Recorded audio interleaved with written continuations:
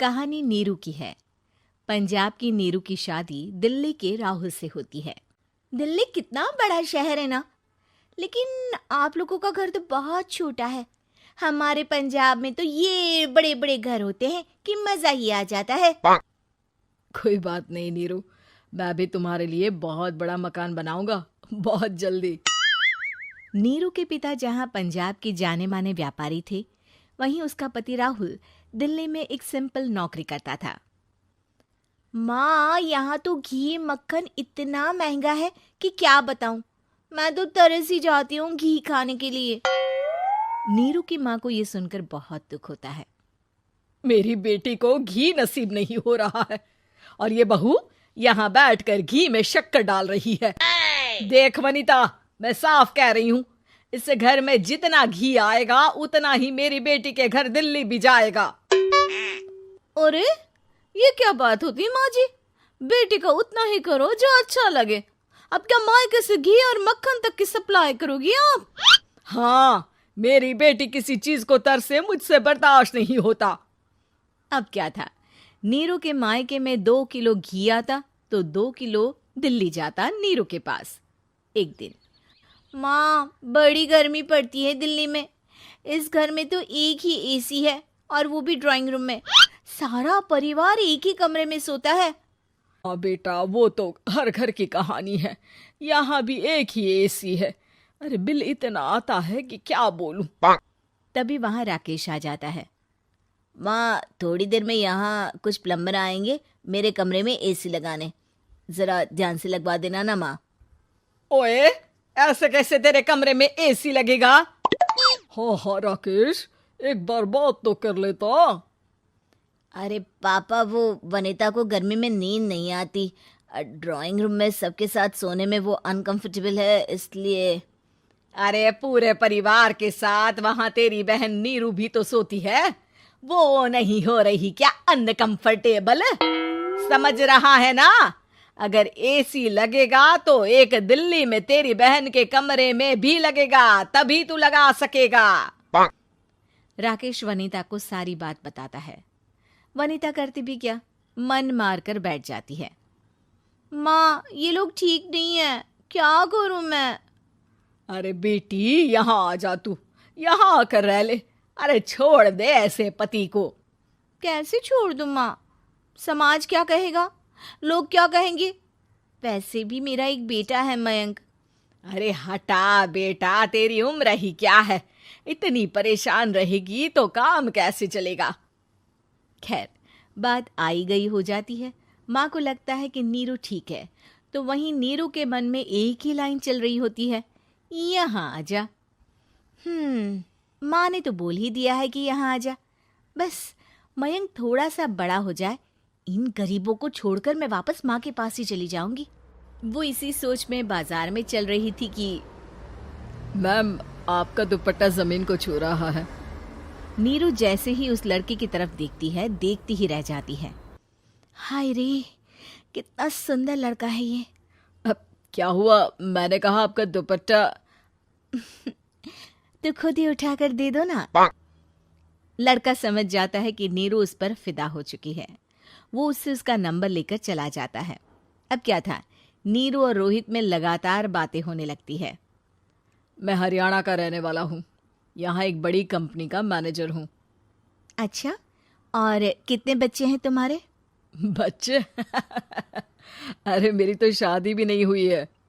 तुम बताओ, शादी करोगी? नीरू शर्मा जाती है। अब लेकिन मैं तो पहले से ही शादीशुदा हूँ।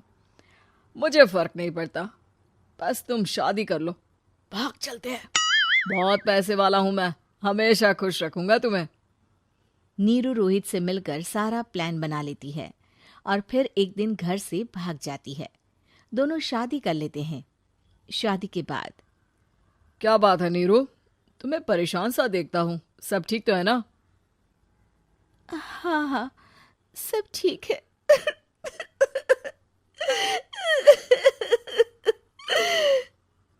ये कहते कहते ही वो रोने लगती है।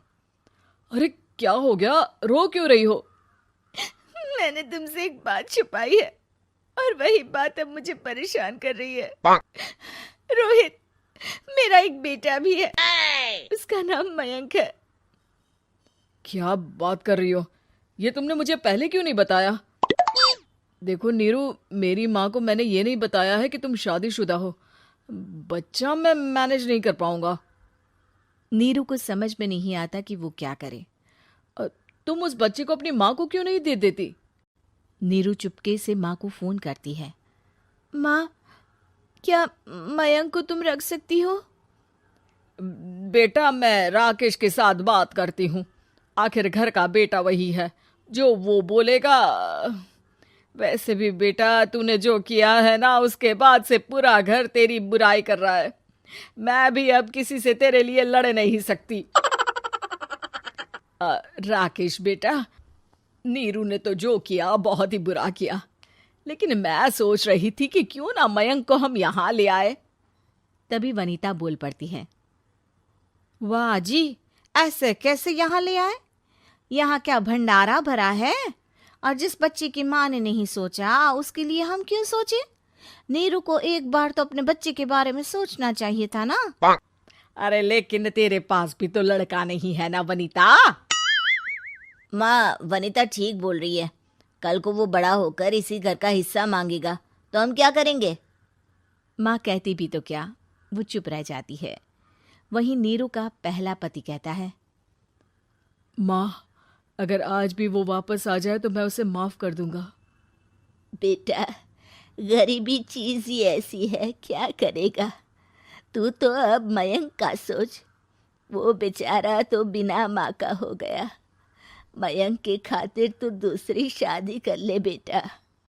लोगों के लाख समझाने के बाद नीरू के पहले पति की शादी रिद्धि से हो जाती है, जिसके पहले पति से 2 बच्चे होते हैं।